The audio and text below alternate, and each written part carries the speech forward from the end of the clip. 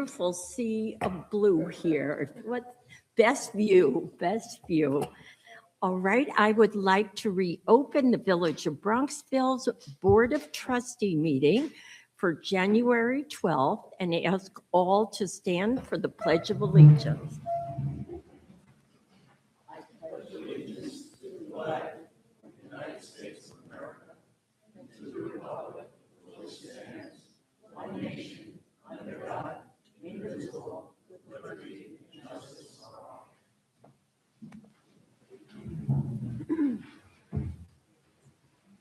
And I can tell you tonight is the trustees, all of us up here, our favorite meeting when we have all of you here. So I'm going to ask our police chief, Chris Satriali, to step forward and share with us what a wonderful night we have to honor our officers. Thank you, Chief. Good evening, Mayor, Board of Trustees, Mr. Palmer, Mr. Stout. Thank you for having us here this evening. We are here to celebrate the hiring of 2 new officers that have completed their field training and are working the mean streets of Bronxville. And we're here to promote 2 other police officers who have worked for, in one case, many years, and the other not so many, to the position of sergeant. Prior to doing that, just like to acknowledge, although they leave, they tend to always return to the best department in Westchester County.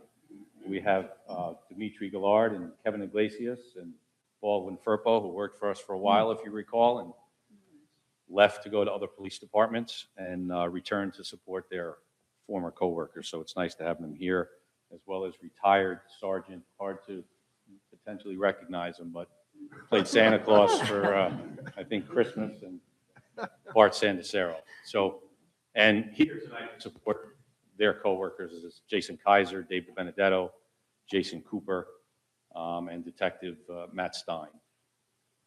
Another member that's here tonight before we get into the ceremonies is Nicholas DeYoung. He's your lieutenant.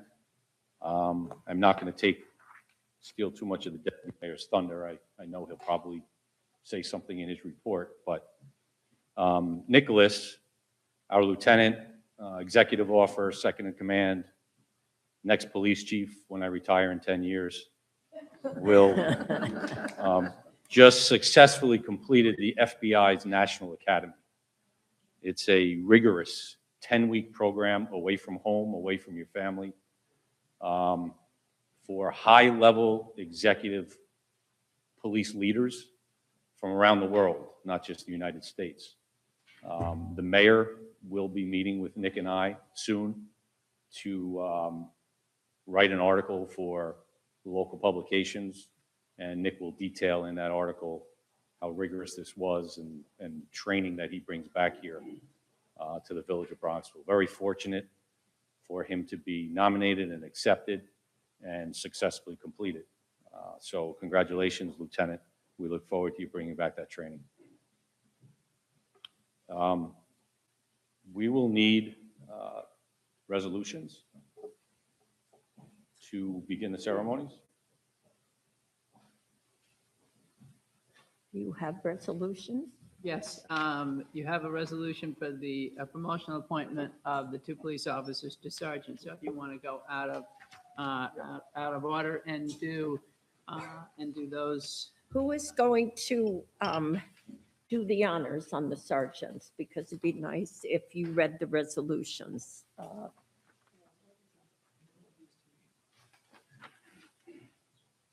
don't we put that off till next month?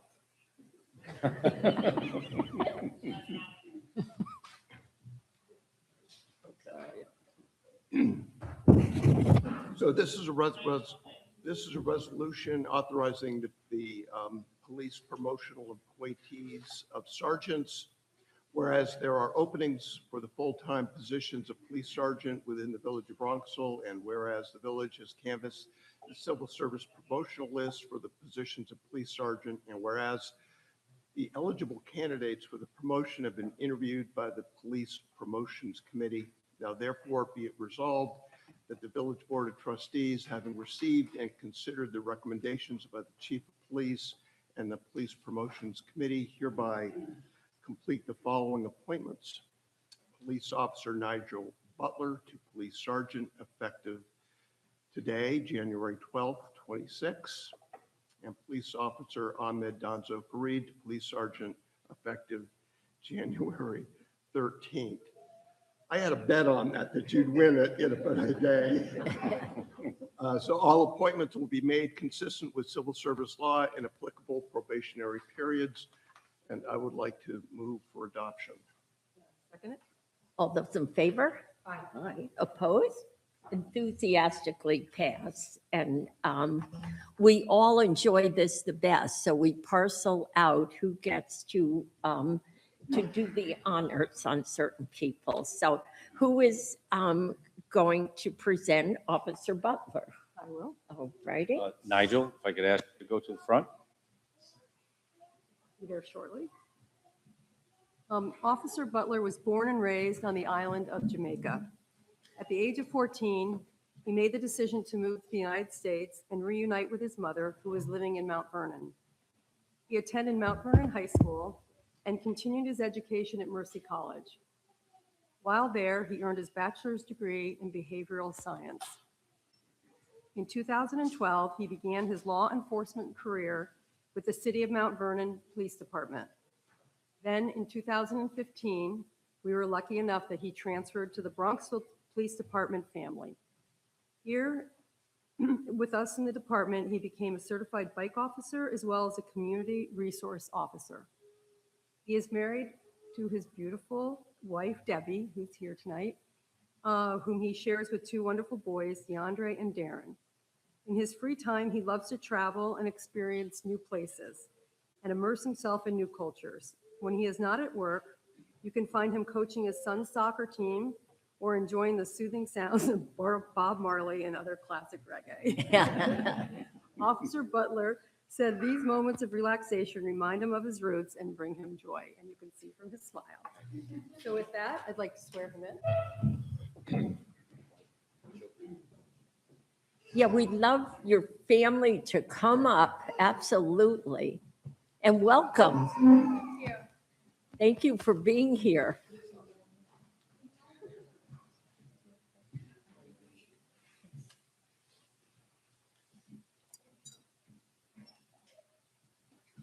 Okay, will you repeat after me? Yes, ma'am.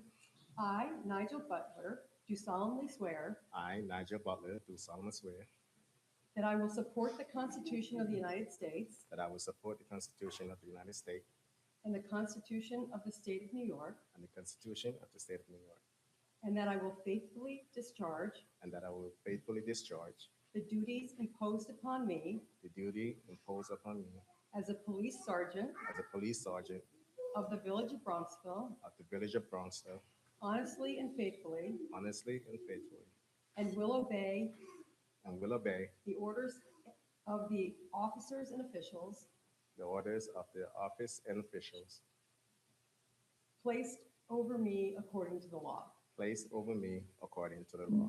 Congratulations. Thank you.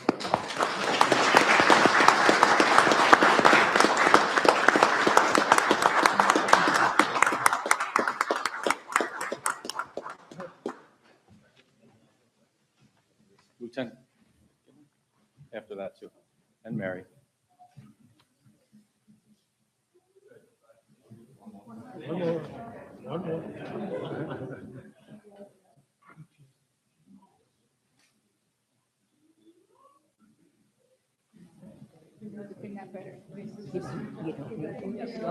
just wanted to make sure.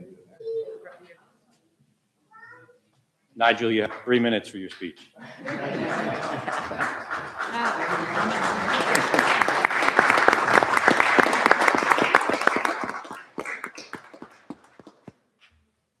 Ahmed Donzo Fareed, please step forward with your family.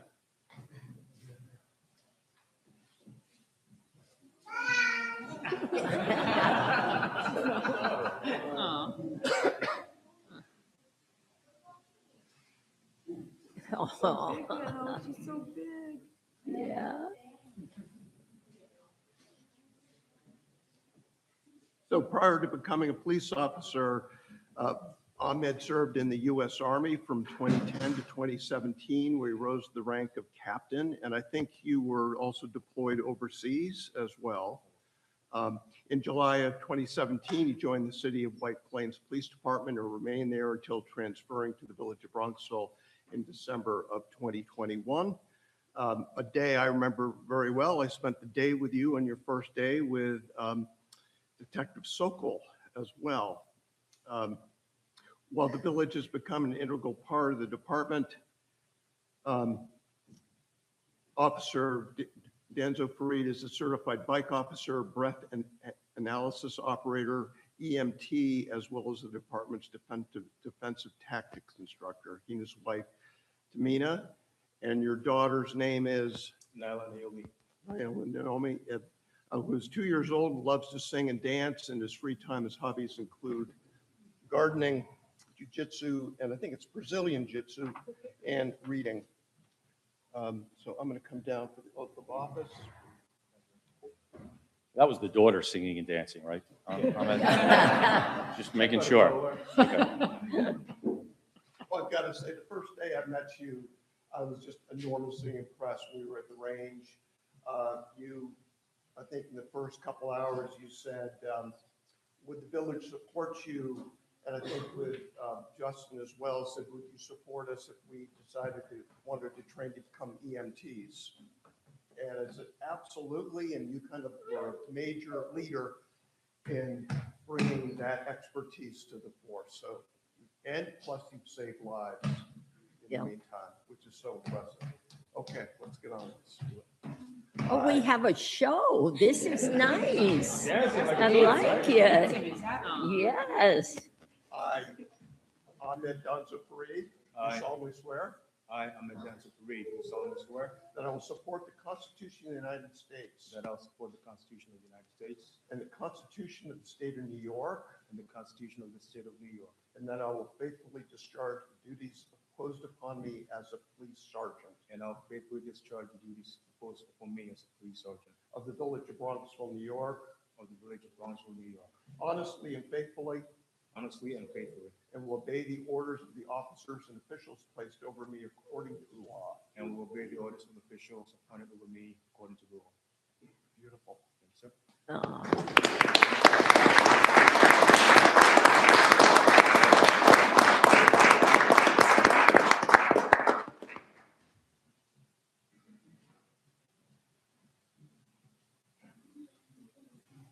Do you want your daughter in a picture? Yes. Yeah. Come on up, everybody. What a beautiful family.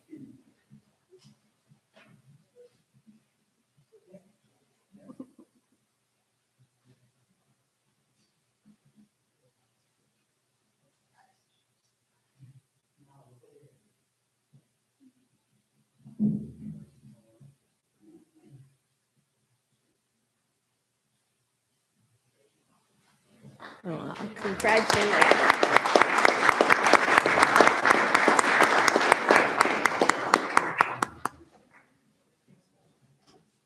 Here, prior to the two police officers, I would just like to offer Nigel and Ahmed an opportunity to introduce family members that are here supporting them tonight and acknowledge That them. would be wonderful. And friends. So I have my beautiful wife, Debbie, my youngest son, DeAndre, Darren, oldest son, DeAndre, family friend, Emma, my mother-in-law, Carol, my mom, Lorna, my sister, Annika. I'm a stepdad over there, Errol. Oh, And also past friends, co-workers, and extended family. Thank you all for coming. Appreciate it.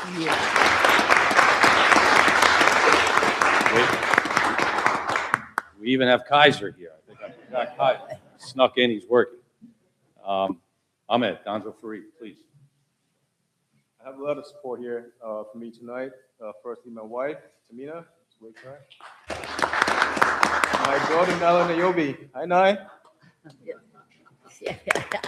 My nieces, Verabelle and Chelsea. Oh. My mom, Bridget. And I also want to point out one other thing. Kevin Iglesias came to support us as well. Dimitri Goulard. And my old boss, Sergeant Santer. Purple, for you too.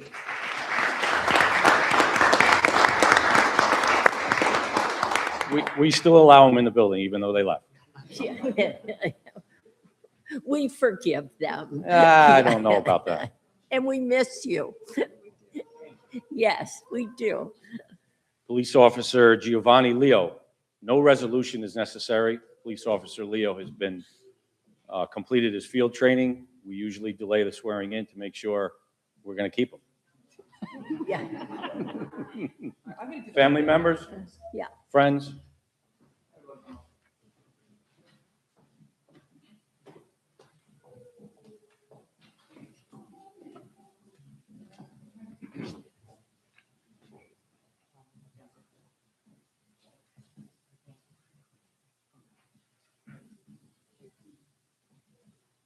Do you want to introduce everybody before we start, or? Oh, yeah, so everybody up here, this is my father, Jerry, this is my mom, Josephine, this is my niece, Isabella, this is my beautiful fiance, Cynthia. In the back, I also have my father-in-law, Mario, and I have my mother-in-law, Teresa.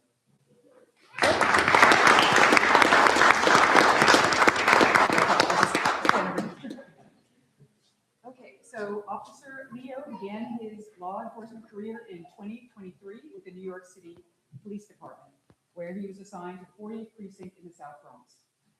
During his time with the NYPD, Officer Leo quickly distinguished himself through dedication and professionalism. His performance earned him an assignment to the Business Conditions Unit, where he focused on serving the community and local businesses through proactive enforcement. Outside of his professional duties, Officer Leo values discipline, health, and balance. In his free time, he enjoys staying active at the gym and spending time with family and friends, whose support has been an important part of his journey. Clearly, you all are such an important part of his journey.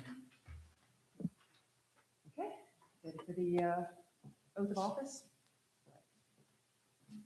I, Giovanni Leo, do solemnly swear I, Giovanni Leo, do solemnly swear that I will support the Constitution of the United States that I will support the Constitution of the United States and the Constitution of the State of New York, and the Constitution of the State of New York, and that I will faithfully discharge and I will faithfully discharge the duties imposed upon me the duties imposed upon me as a police officer of the Village of Bronxville, New York, as police officer of the Village of Bronxville, honestly and faithfully, honestly and faithfully, and will obey the orders and will obey the orders of the officers and officials of the officers and officials placed over me according to law. placed over me according to law. Congratulations.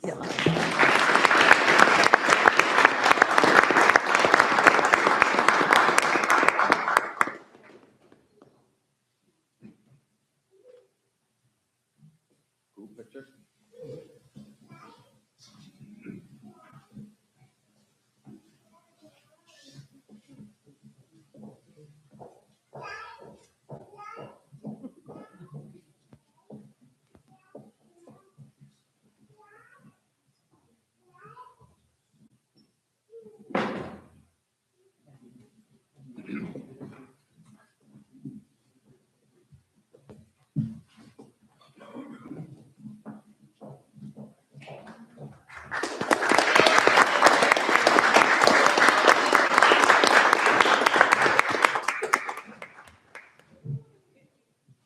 Police Officer Amable Reyes.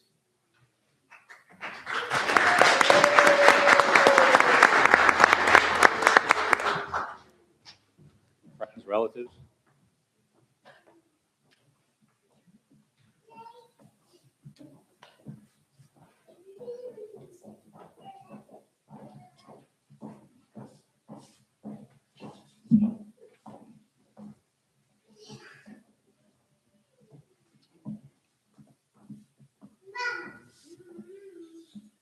Want to introduce friends and family first? Yeah, so this is my support system right here.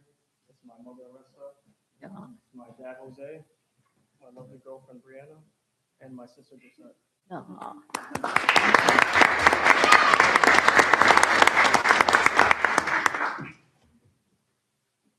So, congratulations. Thank you. To start, actually more at the end. But, Officer Reyes is the child of immigrant parents from the Dominican Republic and the first police officer in his family. He, like Officer Leo, previously served with the New York City Police Department, where he gained approximately 6 years of law enforcement before coming to join us here. Growing up, his parents would often bring him to Bronxville. That's what we like to hear, coming to supporting our village or businesses. Often bring him to Bronxville on the weekends, where he developed a love for the community he now serves and protects. Officer Reyes maintains an active lifestyle through physical training, another Brazilian Jiu-Jitsu enthusiast, and basketball. He also enjoys spending time with his family and friends on his time off. So you ready to take the oath of office? Please repeat after me. I, Amadou Reyes, do solemnly swear that I will support the Constitution of the United States That I will support the Constitution of the United States and the Constitution of the State of New York, and the Constitution of the State of New York, and that I will faithfully discharge and that I will faithfully discharge the duties imposed upon me the duties imposed upon me as a police officer of the Village of Bronxville, as a police officer for the Village of Bronxville, honestly and faithfully, honestly and faithfully, and will obey the orders and will obey the orders of the officers and officials of the officers and officials placed over me according to law. placed over me according to law. Congratulations.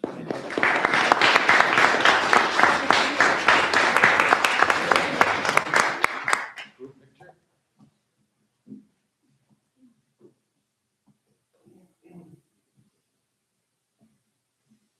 If these photos do not come out, we'll be back next month to reassign Detective Stein. A lot of pressure.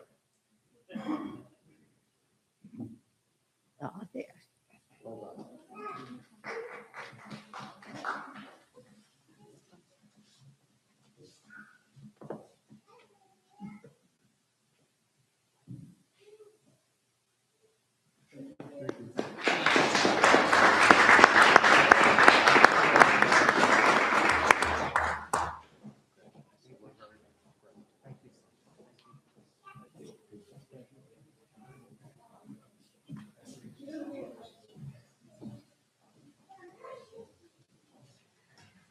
Mayor, that concludes our ceremony for this evening.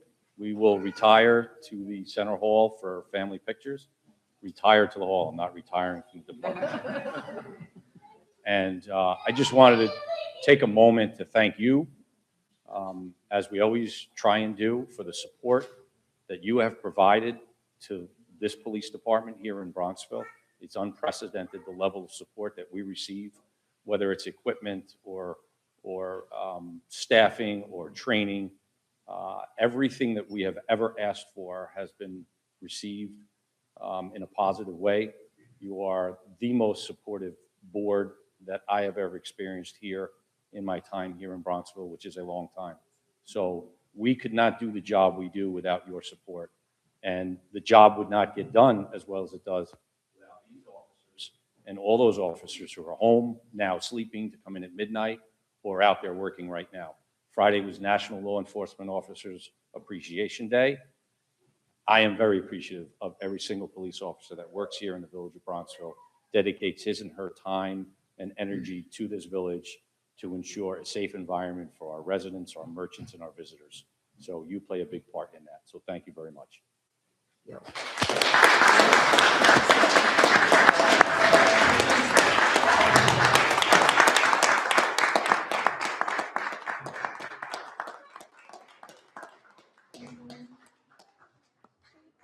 just like to say that this board respects, admires, and you have our enduring support. And thank you for bringing your families. We love meeting your families, and we are here for you. Thank you. Thank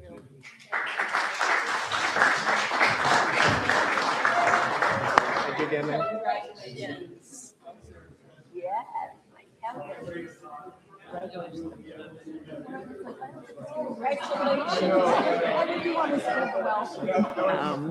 Now we're going on to the mayor's report. Can you, Thomas, are the microphones working? They don't sound, Testing. Yeah, this one's on. okay, they seem, okay, thank you, Thomas. All right, my report are, I have several announcements, and Mr. Palmer, if we overlap, just excuse me. This coming Monday, 8:30, is the 38th Annual Martin Luther King Breakfast at the Reformed Church, and it benefits the Eastchester Community Action Program. And the ECAP, which they're called, is actually honoring the Reformed Church for their years of hosting the breakfast. And they're looking for anybody who would like to join them. It's a beautiful breakfast, a lot of music and great speeches. Our police department, their toy drive is continuing until the 20th of this month, and all the toys go to the children who are staying at the Maria Ferrari Children's Hospital up at Westchester Medical. We're also still collecting broken or used Christmas lights. I saw the boxes full in the hall. We collect them at Village Hall until January 16th. And that is in collaboration with the PTA's Sustainability Committee and the high school's Earth Club. And it's turned out to be a great recycling project. Whoever thought of it, it was wonderful. And then our new tennis paddle people who are going to run our program are starting with a Paddle Palooza on Saturday, January 24th, 10:30 to 12:30. And it's a way to meet new people and our new professionals. Also, a gentle reminder, leaf blowing ban goes through March 15th. And just give us a call if people are using the gas power blowers. And I think I mentioned before, we've kind of gone the route to not fines because people were frankly using them as a cost of doing business, but we actually suspend gardeners' licenses to work in the village if they don't follow the ban. Bulky waste pickup, we no longer charge $20. You no longer have to call. You just put anything you might want to get rid of on curbside on the second pickup day of your pickup week. We are also picking up Christmas trees through the month of January, and we actually bring them over to Eastchester, and they're turned into very good mulch. And finally, I think I'm just so proud of this village. Our village-wide food drive collected an unprecedented 540 pounds of food, which translated into 450 meals for people over the holidays. So extraordinary. And I thank everyone in the village. That was the Bronxville School, the Chamber of Commerce, the Community Fund, the Reformed Church, the Police Department, and my colleagues, with Helen doing a lot of the legwork and Jim on that. And what a success we had. So we live in a very generous community.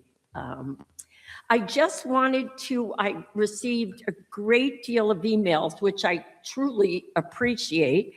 And this weekend, they were probably at least 40 or 50 residents not in favor of lights on the school field. And I just wanted to share, I answered all of those people who reached out to me, but I also wanted to share with the listening audience what I said, and I think I can say it on behalf of my colleagues, and if anyone wants to add or subtract.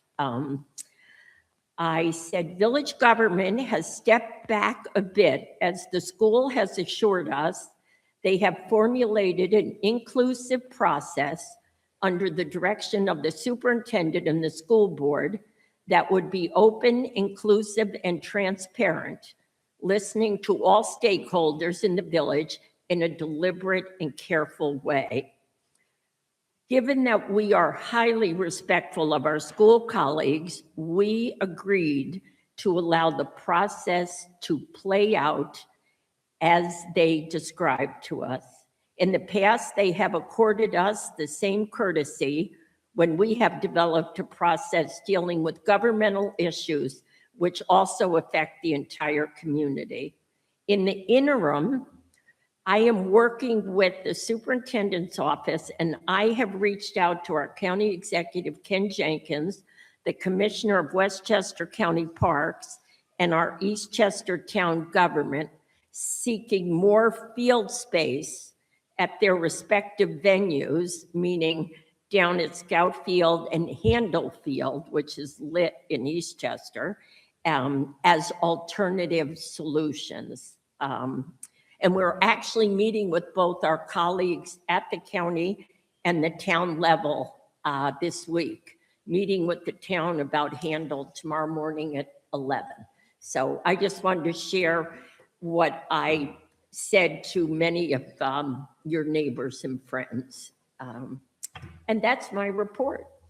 Mr. Palmer, I might have stepped on some of your announcements. It's all wonderful. Just to simply, Bulky waste is wonderful. village offices are closed next Monday as in observance of Dr. Martin Luther King holiday, as the mayor said. And as the mayor also mentioned, yes, we've absolutely heard everyone in the community and have simplified the bulky waste collection by eliminating that fee. We just ask that you go to the village website to confirm what items are picked up. And also, for that matter, the 2026 recycling calendar is also available online. We do also still have hard copies made available for those residents that want those. They're also available for pickup in Village Hall. And I also just wanted to mention, as a reminder, snow and ice. Busy December for the DPW team, including coming out on New Year's Eve. Absolutely appreciate all of their efforts. Simple reminder to our residents and merchants, we need to continue to get the word out that sidewalks outside of the downtown need to be cleaned within, cleared of snow and ice within 12 hours of a snow or ice event. If you have ice, they're to be made safe with salt. For downtown, Chamber President is here. We just need to emphasize that merchants are responsible for clearing their sidewalks by 9 a.m. and again by 4 p.m. Just want to emphasize that. Okay. And trustees, anyone have something they want to add that Jim and I might have forgotten? I just have a quick announcement about our wonderful state champion boys football team and girls cross country team. They're being honored by State Senator Shelley Mayer at the school auditorium on Thursday, and we'll be presenting an award to them as well on behalf of the village. So it's too bad that you can't go there, Mary, as like a former cross country champion yourself. Yeah, yeah. Also, I don't know if you mentioned, Mary, the Concordia Conservatory. No, Their thank annual you. Gala on the 24th. We started with I think it's comedy and concert, starting at the Reformed Church, and then the dinner and dancing at the Field Club. So tickets are still on sale at Concordia Conservatory website. Thank you. Anyone else? Trustee Fredericks, anything on the tree? The tree committee continues to meet, and I think that we're going to be working on ways to, again, get more outreach and the word out to residents, to wit that the village does have a program in place where it will subsidize up to $3,000 the planting of a tree in front of homeowners or apartment buildings residences. And we are looking to replace some of the tree canopy that we've lost in recent decades. And we're in partnership with the Bronxville Historical Conservancy on that. And I would just say, stay tuned. It's going to be a big project, I think, of the village as outreach to the community that we could all get behind, and perhaps as other communities have done, designated as a 250th birthday of the U.S. project. But yeah, watch this space. Watch that. Mary, Yeah. why don't I give a brief update on my trip to Virginia to the FBI? Oh, certainly. Just so I had the great honor of going to the FBI National Academy last month. Actually, it was just a month ago to attend the graduation, the orientation and graduation of our Lieutenant Nick DeYoung from the FBI National Academy. It was a 2-day event with a tour of the campus of the National Academy, and then a graduation the following day. Had the opportunity to tour all of the facilities there and get a firsthand look at Nick's life there for almost 11 weeks, which is, touring the dorms, the cafeterias, even the bar, but then also meeting faculty, going into the classrooms, having some different scenario trainings there, seeing what the physical training they went through and the other resources they had there. And it was just a remarkable opportunity to, one, see Quantico in the FBI campus, and two, to learn more about this National Academy program, which has been going on about 40 years. They have 4 of these sessions a year with 250 people in them, 225 from the United States, 25 from around the world. And the notion here is that the FBI works on domestic crime. And when a crime happens, they're always working with local police departments. And then local crime doesn't stay local. Many times it goes overseas. So then they have people in every single major city in allied countries that are graduates of the FBI Academy. So for example, in Nick's class, he was very close friends with somebody in the Zurich Police Department in Switzerland, also from Lausanne. There was someone from Tokyo, from Lithuania and Estonia, as well as policemen, very, very impressive men and women from around the country, from California to North Dakota to Main Line in Philadelphia. But to see the quality of these individuals and then get a taste for the education that they're going through, and the real emphasis on critical thinking. There's no weapons training at all, but there's physical training and a lot of hardcore academics. So it was great to be there, and it's really important for the village that we have someone that has been through this program and is recognized as being one of the top 1% of law enforcement officers in the country. So it was a great experience. We just got nervous you were going to enlist. Yeah, you liked it so much. All right. It's a huge testament to Nick. That he was selected for this. Yep. So many officers are eligible, and what he's going to bring back to this department, this village, is really going to be personal. Thank you. It was a very special experience, and having a chance to meet the people in Nick's cohort and meet their families. And I was invited to a dinner with about 8 of the graduates and their families, and to see the respect that Nick has amongst these spectacular police officers was really great to see. Perfect. All right, then I am going to move on to the approval of the minutes done by my right hand, my left hand, my You are my, yes, she is my everything. Yeah. I need a motion to approve the executive work session and regular meeting minutes of December 8th, 2025. And a second? All those in favor? Aye. Opposed? Motion passes. And thank you, Mary Ann. All right, I see neighbors and friends here. And since we like you too much, I am not having you sit through resolutions A to P, with 3 of them about boilers. So I would like to switch up and have our public comment and anyone who would like to address the board at this moment. So feel free to come up.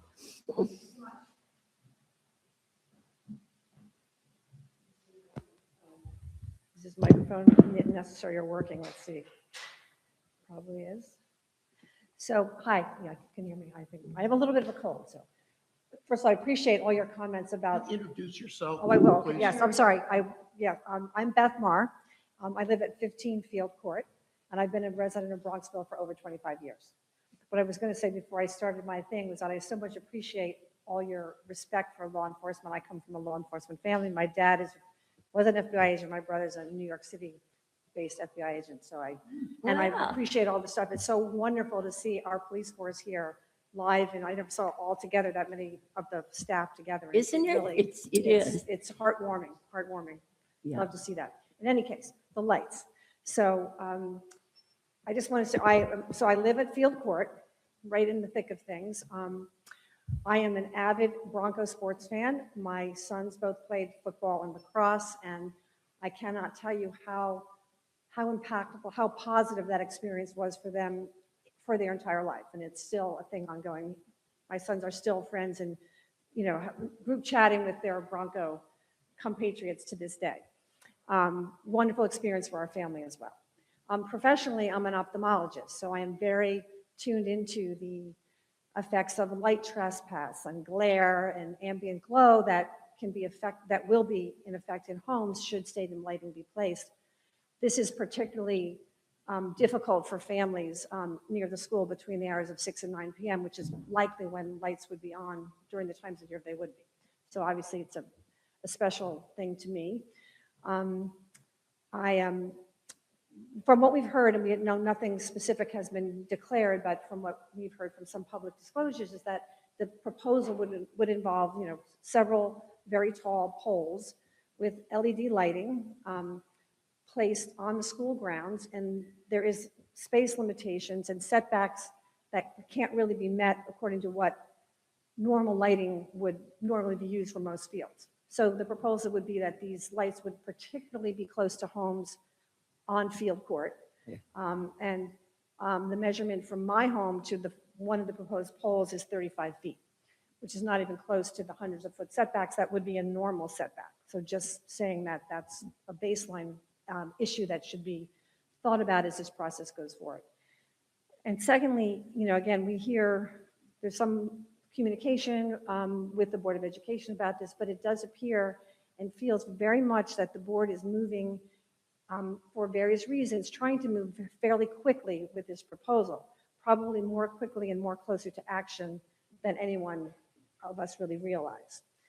I think the other thing that has to be, thought about is that even though obviously the fields are on school property and these poles that would be placed obviously would be on school property, they are in very extremely close proximity to the border, the school property. So the light trespass, the potential crowd, very loud crowd noise, music noise, trash, loitering, etc., is something that would be present, and it cannot be avoided should stadium lighting be placed. And that is just something that impacts not just that type of problem is going to affect the homes in the neighborhood, but it really affects the village as a whole. So that being said, the question that I have for the village is, what is the village thinking about its role, under CEQA in evaluating these potential impacts that could be very, who knows, very severe, certainly something that would be present and should be accounted for. Well, we're doing, as I said to you in the statement, the school, we're following, they had a process and they asked us to respect their rollout and their process. But frankly, my personal opinion is any change in 1 square mile affects the entire village, whether it's over on Parkway Road, whether we repair the brick road, whether we put lights. We're such a small community, and everybody in this community should care deeply what we do for whatever change we make. So we're talking with council to find out if and when our appropriate role, because I do agree with you, the lights have an effect far beyond the footprint of school property. Appreciate that, and I appreciate you answering all the people that have reached out to you on that. I think it's ongoing communication and transparency is super important. To me, it's just, we went through this process 10 years ago, and Yes.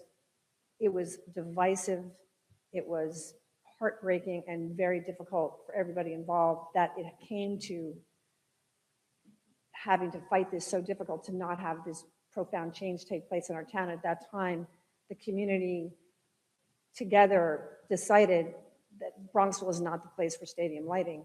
And I do find it difficult to believe that the process has to be reinvented again. That's all. But thank you. I am trying to, well, this is just my personal opinion. We pay a great deal of taxes to the county and to the town.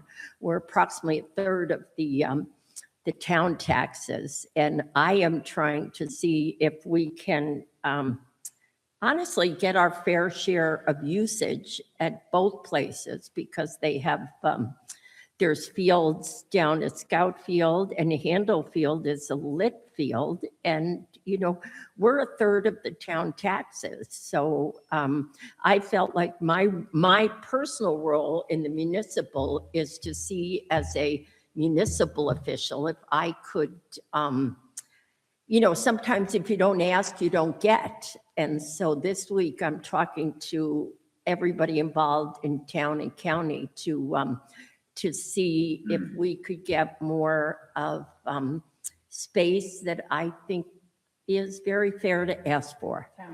Appreciate it. Eastchester Town and Westchester County. Yeah. Appreciate that very much, Mary. Thank you. Yeah. Hi, Michael. Yeah.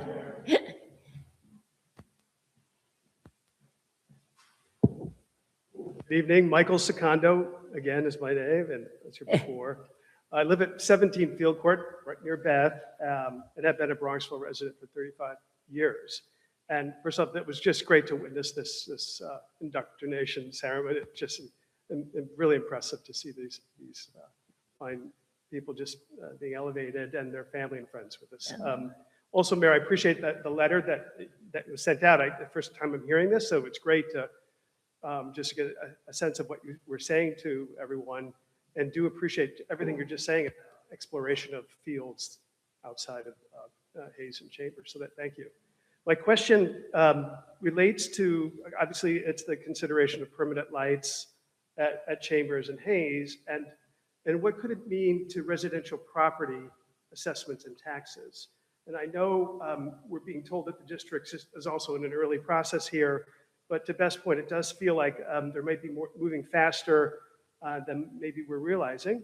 So here we go. Within roughly 2/10 of a mile of the respective fields here, there are on the order of about 150 homes. Right. Across multiple neighborhoods, including Field Court, Tanglewild, Midland, Willow, Garden Ave, Hawthorne, Hemlock, the Towers, to name most. Residents in these areas are raising concerns about anticipated property value declines. In some cases, around 15%, according to their analyses. Using very simple math, that could represent more than 30 million in assessed values here. So my question is whether the village is, at this point, beginning to think about how assessment challenges tied to this proposal could affect all homeowners, not just those closest to the field, and whether the assessor here is ready for that kind of event. And that's the question in general. I actually, because we went through reval, which was very tough. I have our assessor, Mark Heimbachel, looking in, getting me some comparisons as to, I kind of anticipated that question, given, how we're assessed at full value. And so I have Mark right now working on trying to find comparable communities and density, and because there's a big difference between lights on the White Plain school field, which are not near homes, versus our we're the third densest community in Westchester County. And so that is, I anticipated that issue, and Mark is actually doing some research in finding comparables is the answer. That's great. I know a number of us have tried to, whether, just doing research out there, it's hard to. It's kind of very come up hard. With a precise formula. That's great that you're on he's it, trying and we to, appreciate it. and he's really trying to, because there's a huge difference between schools that have campuses with a lot of space, and he's working on trying to find our comparables. That's great to hear. Thank you. You're And welcome. thanks very much. everyone, for Thanks. your leadership. Nice to see you. Yes. William Bornman, Tanglewild, and when the temporary lights are on, it is daylight in my son's room on the 3rd floor. It is daylight. And the noise is excruciatingly loud. This is a horrible big change, and the law does give the village authority some authority to deal with this. And so there are other towns that have banned lighting, stadium lighting. This would look like a carnival town. The school board has no ability to ensure. In Darien, for example, they said that we're only going to have lights for 2 days a week. New board came in, more than 2 days a week. The school board actually admitted at their last meeting, or 2 meetings ago, that any resolution that they have can be overruled by the next board. They can rent it out. They can put a carnival in there. They can put a circus in there, 50 feet from my home. As Dr. Marr said, the poles would have to be 60 feet from the football field, 50, 60 feet from the football field. I measured it, it's 80 feet to private property. I went and toured Tarrytown, which is in a park-like setting. Right, it is. The poles are 120 feet high in Tarrytown. I interviewed the facilities guy, he wasn't busy. 120 feet high. It costs a fortune to change a light bulb on a 120-foot high pole. There is an implied cost, regardless of whether or not they have private funding for this, $1 million+ whatever it is. It costs $700,000 for the poles in Tarrytown. If we're talking about 2 sets of poles, it's $1.4 million or so, probably. There's an implied cost with regard to garbage, as my colleague said, garbage police, parking. The parking is a nightmare now. I went out and took pictures of cars parked illegally during the football game. Mm-hmm. I took a picture of 6 cars. I have it on my telephone. As we said, this secret, if you actually read the guidelines of the SEQR, it requires all local, regional, and state government agencies to equally examine the environmental impact, along with social and economic concerns. My house would go down 10, 20% or so. Who's going to pay those taxes? People who aren't in, next to the field. And so I urge our attorney, to force the school to do the secret, to force them to do it, because we don't trust them. They have not said the truth. I'm not going to use the word lie, but they have not said the truth about this whole process. And I don't trust them. I can say that. I don't trust the school board.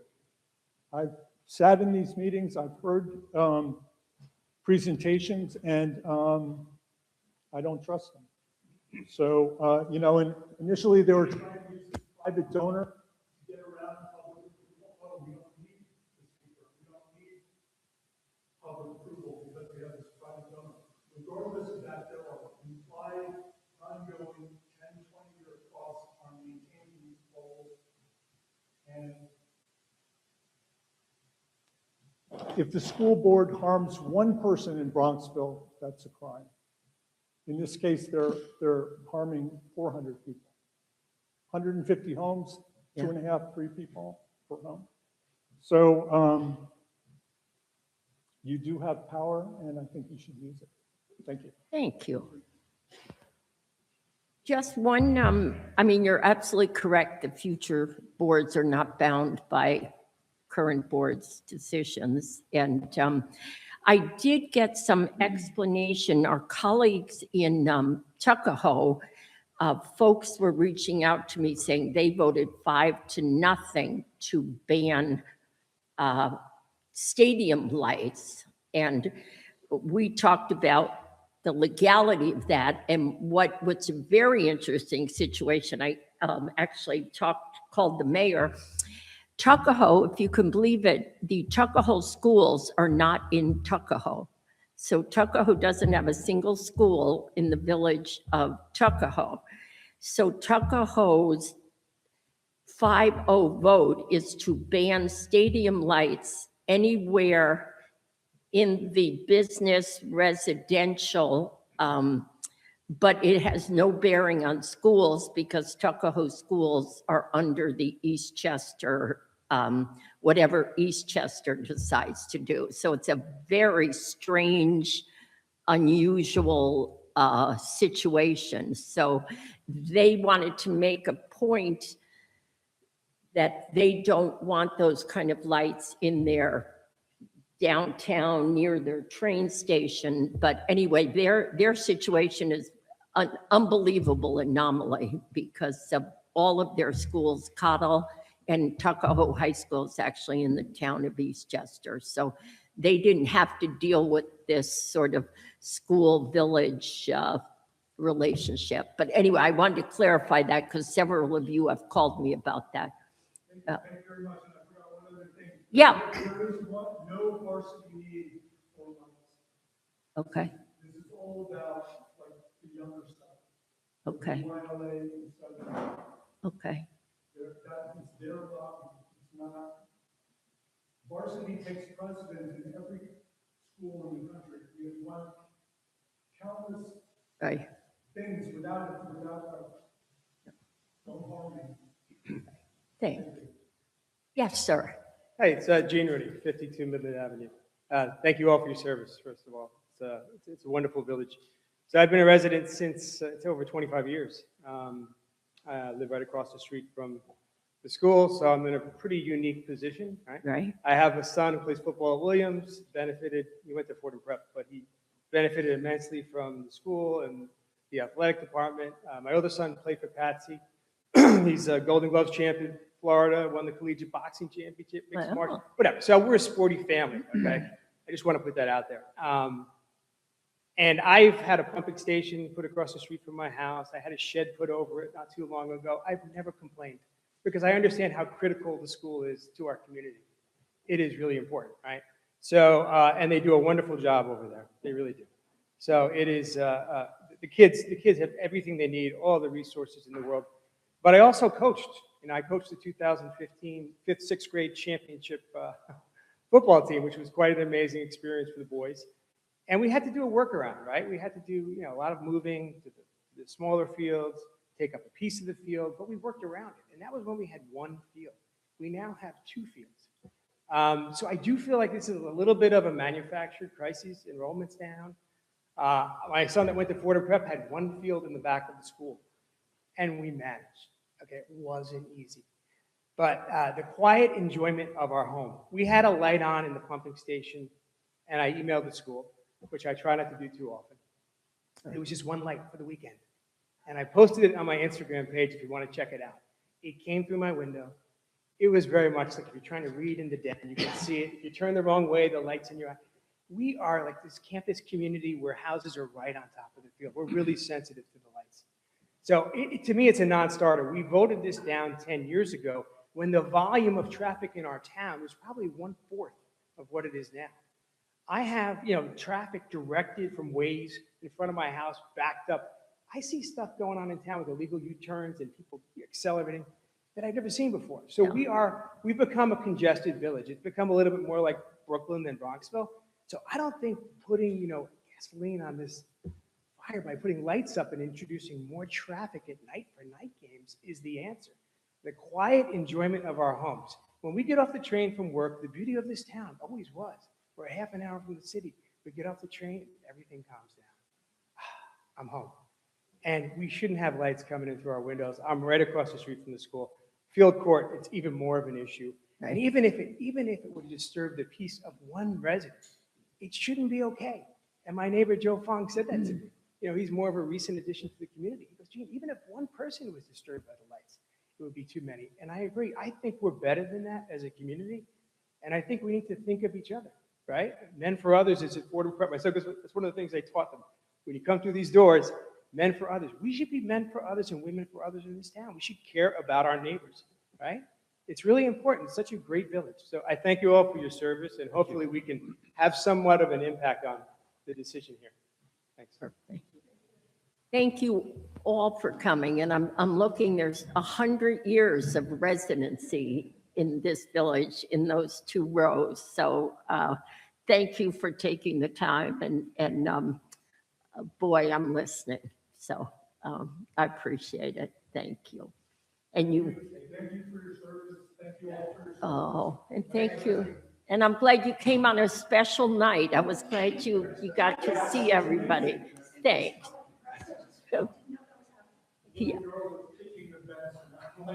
Yeah. Yeah. Good night and thank you. Thank you. Any other comments? All right, then we will go to our very exciting agenda. Yeah. This one's a showstopper.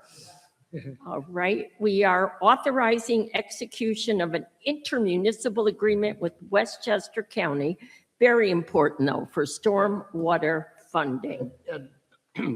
Mr. Palmer, any illumination on this? First of all, we need to give great credit to Jim and his team for the tenacity to get this done with Westchester County. This is a absolutely huge development for the village. Yes. And, so just Most important resolution we have, and boy, did you did it. You did this one. Yeah, appreciate that. We have a great team, but it is an enormous amount. This IMA authorizes or commits the county to funding up to $2.975 million towards the Crawford Drainage Improvement Project, or up to 50%, or up to $2.975 million, which you can see that current amount would be more than 50% of what the current low bid was. But so we even have a cushion there with that. And I did just want to thank a great opportunity for the village, a great opportunity from the county, and appreciate the county's commitment to funding these stormwater projects. And it did receive the county planning board's approval, the stormwater advisory board approval, thanks to, and a special appreciation to our county legislator, James Nolan, for keeping it on the county board of legislators agenda. So many thanks to the county. Great partnership. As you know, the project is underway. A lot of boring's been done to date, so it seems it's been a little slower, but it's really going to ramp up in the current weeks, in the coming weeks. So yes, you've executed. This is the traditional language that the county uses for the intermunicipal agreements. And once you authorize it, I will get it back to them tomorrow pronto. Jim, is this a reimbursement we pay for it and they reimburse, or they will pay? Yes, we will reimburse them, yes. Or they will, Reimburse us. sorry, they will reimburse us, yes, So we put out 100% outlay. correct. Okay, that's usually the way they do it, Absolutely, Bill. But you know, I have to say, we really got this because you have such a credible reputation up there. And we haven't gotten money like this This is a in very large amount. a very large amount of money. And we're very grateful to you, a huge, huge important resolution. So I would like to move it. Second. And all those in favor? Aye. Aye, opposed? Motion passes. Just, Mayor, as a separate note, it might be nice to try to get James Nolan here at some point. It's been a while, so we can thank him. That's a good point. Plus to give us an update Yeah. on, It's been a while since. yeah, yeah. Because I have James working on Scout Field, trying to learn who gets what and rotation of fields. So it'd be opportune to get James to visit. Perfect. Okay. All righty, we appoint we're on to our budget officer, correct? Yeah, it's just another housekeeping item. Yep. Yes. Do you want to do that, Mr. Palmer? Sure, it's just authorizing me to be the budget officer and to work with our village treasurer for the budget for the 26-27 year, which I'll believe move it or it. not is starting already. Yeah. With a hearty endorsement. I think you're the man for the job. Yeah, you're Is there the- anybody else in the room? yeah, yeah. We had so many candidates for this one.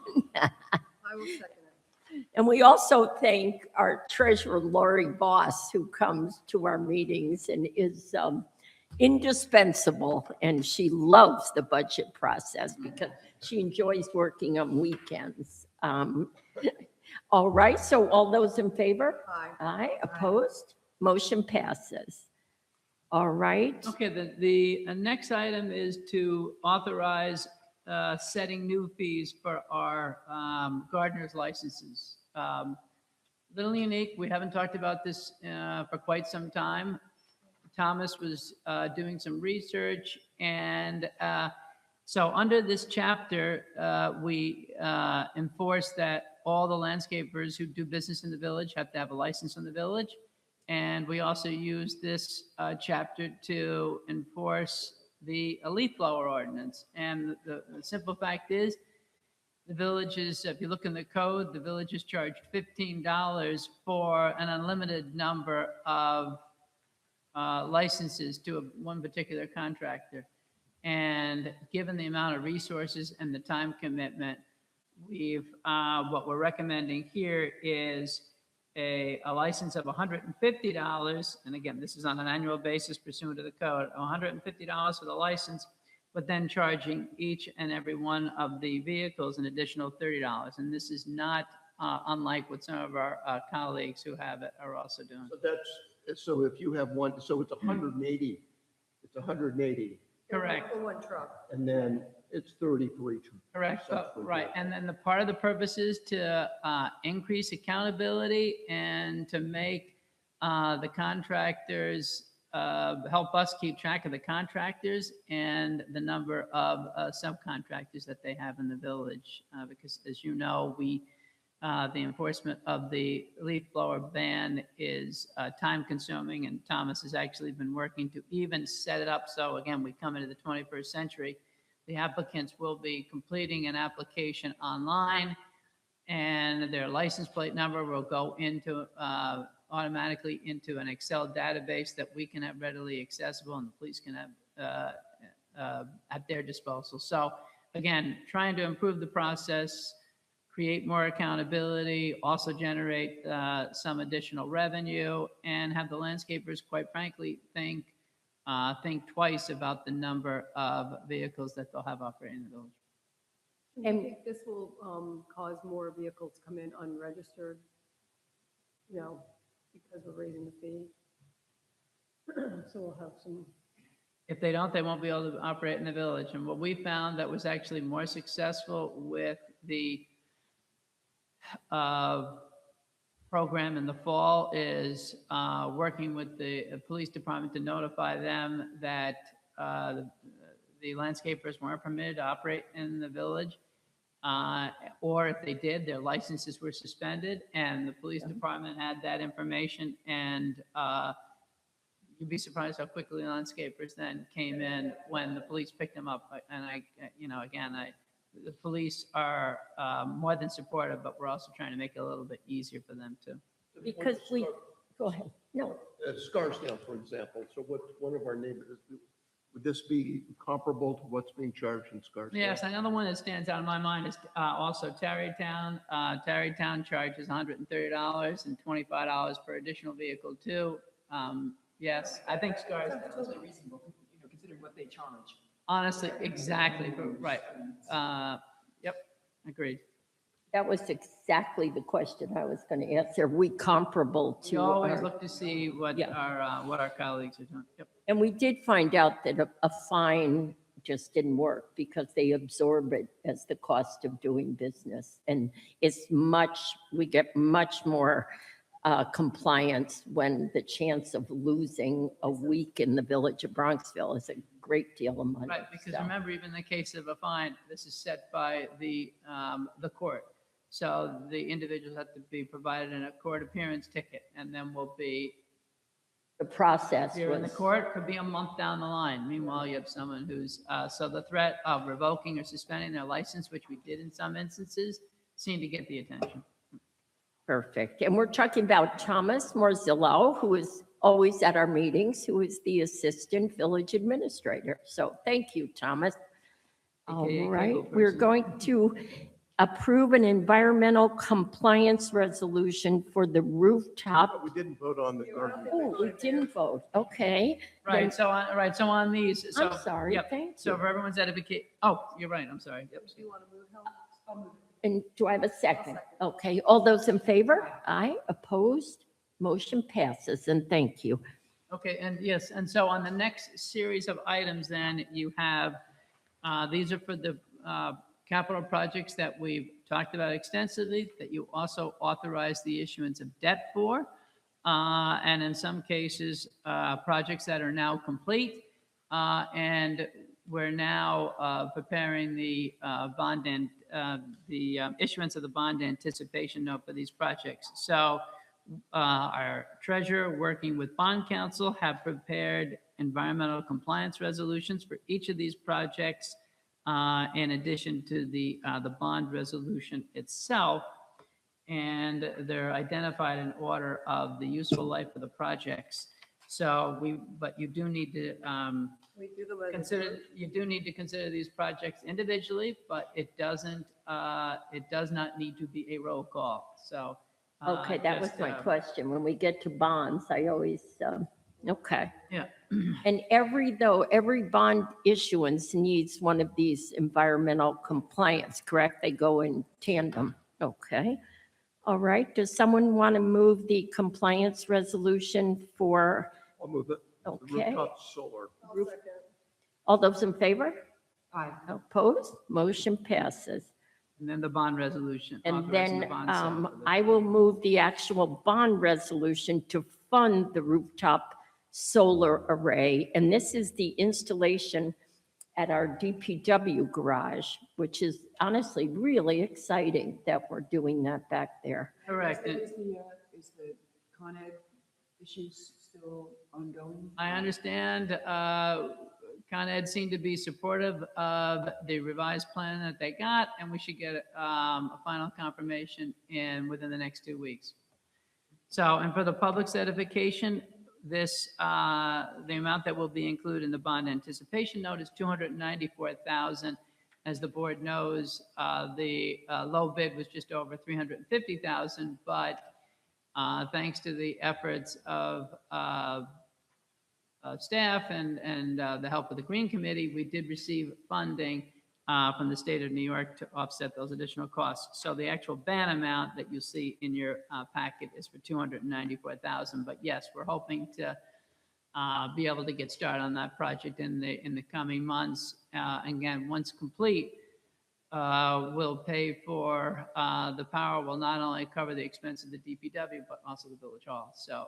Wow. And it will also reduce emission emissions. So it's. And you know, reduce Save emissions, money yes. and it It's easy, reduces it's our just- greenhouse gas. just works. emissions. When it's sunny, it works. Yeah, What type do of- you? What type of payback is that estimated to be? So when you say it will cover that, what's the dollar figure of that roughly? The savings is going to be potentially up to $60,000 per year. So So it's a 5-year six, payback. 5, 6 years. Yep. 5-year Yeah. payback. Okay, so that is a absolute no-brainer. That was similar to the geothermal. We had a huge outlay and the return, it was very quick Geothermal's on this bill. this building. All right, I moved it, so I need a second. I'll second. All those in favor? Aye. All those, okay, aye, Aye. then a motion passes. I don't know why I was looking for a negative vote there. Okay, so, and the next item is the environmental compliance resolution for the Village Hall. Boiler. Village Hall boiler, sorry. All righty, I'll move it. I'll second. all those in favor? And that's moving to gas. Correct. So in this case, and the next item is the bond sale. So this was an $82,000 project. I guess I can say this in my written report, which I'm still working on, but that's just been completed and signed off on this week. So the boiler, the conversion has now taken place. So we're working with a cleaner fuel, and then we just need to remove the above-ground external tank taken out. But we finally had those pieces put together, done over the winter. Again, a little slow getting Con out to put the meter in, but that was completed during the holidays. So again, I was after Thomas on a daily basis on that. So appreciate that, Thomas. So that $82,850 project is complete. So. All right, so we had a first and a second. All those in favor? Aye. Motion passes. All right, and then I will move authorizing the actual bond sale again to fund our boiler system replacement. Do I have a second? Second. All those in favor? Aye. Opposed? Motion passes. Terrific. Okay, and the next one is what we refer to as the 39 Milburn Street retaining wall. This is requesting the environmental compliance resolution, and then the bond sale is for an amount of $800,000. And again, for the public certification, this is for restoration, rehabilitation of that existing wall that separates Lower Milburn from Milburn. And as the board knows, we did retain some special geotechnical engineers to work with our engineer, and they are about to schedule some soil borings. And they've, up to now, have also done the exploration of the utilities underneath the wall. And we did a really big review of that whole staircase. I mean, that was a real It's way overdue. way overdue. It's very dangerous. I'll approve the environmental compliance resolution. All right, do I have a second? Second. All those in favor? Aye. Opposed? Motion passes. And then I will again authorize the bond sale to fund our 39 Milburn Street retaining wall. Do I have a second? Yes, second. Second. All those in favor? Aye. Aye. Opposed? Motion passes. Any idea when those were put in? So that must be 100 years ago. Question, I would say somewhere between 75 and 100 years ago. Yeah, records are really sparse, I was and trying to find sketchy. the records on. We how- couldn't find most of the, when will that work start? The starting borings now, Okay. it's probably still not going to be, I would say till the summer. Really got to manage. There's just a lot of It is a lot. analysis and review that's being done on this. So we're trying to push it sooner, but You're trying to do it right. we're trying to do it right. Okay. That's the key thing. All righty.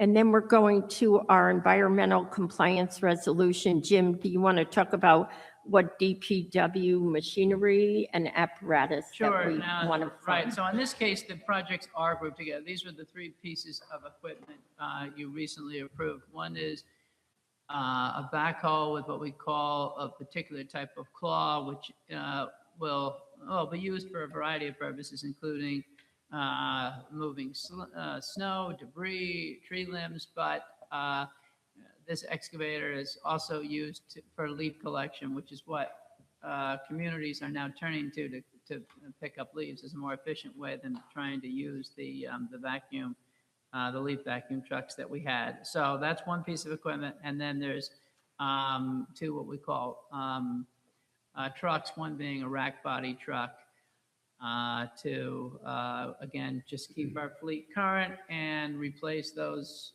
vehicles that have exceeded their useful life, and it's just not, it's too expensive to maintain the other pieces of equipment. Yes, you approved the debt service. This is just including this total purchase of $450,000 in the van. And these equipment have been determined to have a useful life of 15 years. All right. Who would And like the to dump move that? Yeah, and the dump truck. I'll move it. All right, I'll second it. All those in favor? Opposed? Motion passes. And then I will move authorizing again the bond sale to fund this equipment. I need a second. Second, all those in favor? Aye. Opposed? Motion passes. Okay, and the next item is the environmental compliance resolution and bond sale documents for the library boiler, which was replaced in its entirety. And that project considerably more expensive at $373,000. However, here the ban amount, the bond anticipation note, will be for $87,000. With the difference being funded through two state grants that are being administered through the Dormitory Authority and were obtained thanks to the great efforts of the library director. So, Are they with Shelley?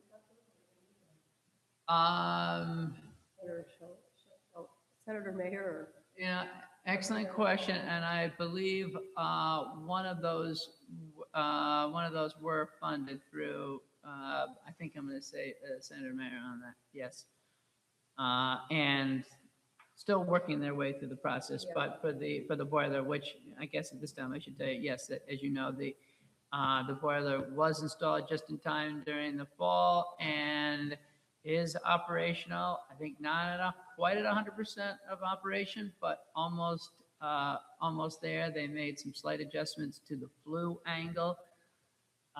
So it's, and I think it's even been connected to the building management system, but still a few more touches there. But the library director has done a great job keeping the library board informed and myself as well. So almost fully operational. And our library director has been great on finding these. He hunts out these grant opportunities, and then our state senator and our assemblywoman have helped on these. But boy, does he have a skill set. It's amazing. Yeah, I He does. thank Greg There's a lot for of that. funding through the state education department, obviously, for libraries, but there is a lot of paperwork. Yes. And A lot of and competition. Greg knows that, and we have a lot of grants that we're managing. And, I got to say, the treasurer does an amazing job. These emails come in with only a project number, and then we have to decipher them. And the New York State Dormitory Authority has essentially become the principal agency. And if you go to Albany, you'll see they're taking up more office space every day. They're just the administrator for all these projects. But again, with bond documents and with getting grants, they're also very particular, making sure that every resolution is in place, sign off by the village attorney. I guess my point there is just, it's a lot to manage. So the library director and the treasurer and I communicate regularly on that, but really appreciate that teamwork on that. Would someone like to move the compliance resolution? So moved. All right, and a second? Wake up call. Yeah. I'll second it. All those in favor? Aye. The boiler's all working 100% now, functional, without any further mishaps? Still a few adjustments on it. I'm not going to say it's, when I say 100%, it's absolutely operational, but they've been tweaking and adjusting it to its full capacity. But Right, and then I will move the authorization of the bond sale to fund the library's boiler. will second that. Second, okay, all those in favor? Aye. Opposed? Motion passes.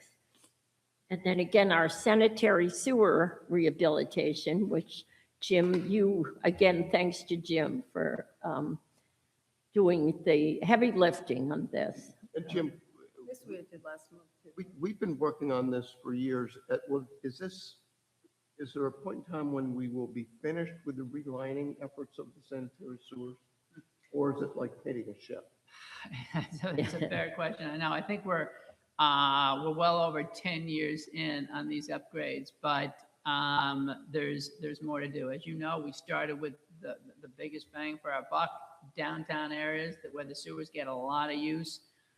We then started to push out to secondary areas, and that's where we're at now. But there's still a lot to be done. But as we discussed at the last meeting, this allocation of additional $800,000 we also leverage with funding that we received through the Environmental Facilities Corporation from the state of New York for matching funds, but a lot of engineering work that goes into this. But you might have recently read, for example, we lined, it's just a very complex sanitary sewer system that we have here too. But we, early on, we realized that we needed to, that the sanitary sewer line for Kraft goes underneath Midland Gardens. And we had that as one of the early lining projects because we obviously we wouldn't want to have a collapsed sanitary sewer into that building. But if you read one of the recent articles that they've had in the paper about what they're dealing with a line that, a county line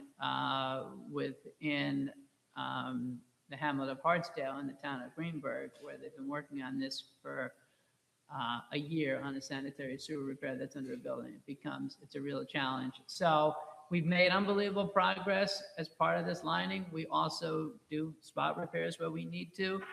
And we also locate manholes that were covered up 75 years ago, places in the hilltop that people didn't like, residents didn't know what a manhole cover was. They thought they'd cover it. We relocated these, and so we're getting there. So I don't know. Maybe I'll say we're at around 70%. Thank you. All right, would someone like to move? Move that. Okay, all those in favor? Aye, opposed, motion passes. And our last resolution, I will move again to authorize the bond sale for our sanitary sewer rehabilitation. Second that. Okay, all those in favor? Aye, opposed? All right. I did forget one thing to update the community. People have asked me about Rivermere, the building that was in the fire. And again, thank you to everybody. People have reached out, helped where they could. The entire front building of 23 apartments, everyone is back and in. The back building is 17.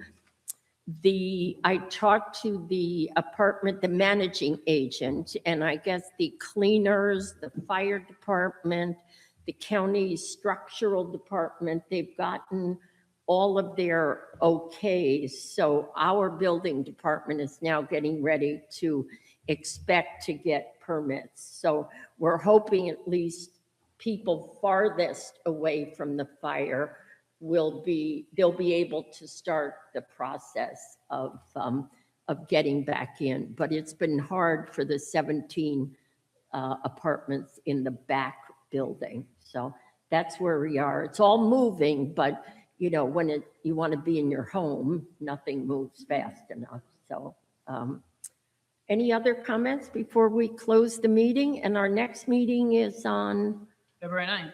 February 9th. All right, so do I have a motion to close the January meeting? And a second. All those in favor? Aye. All right, see everyone February 9th. Thanks.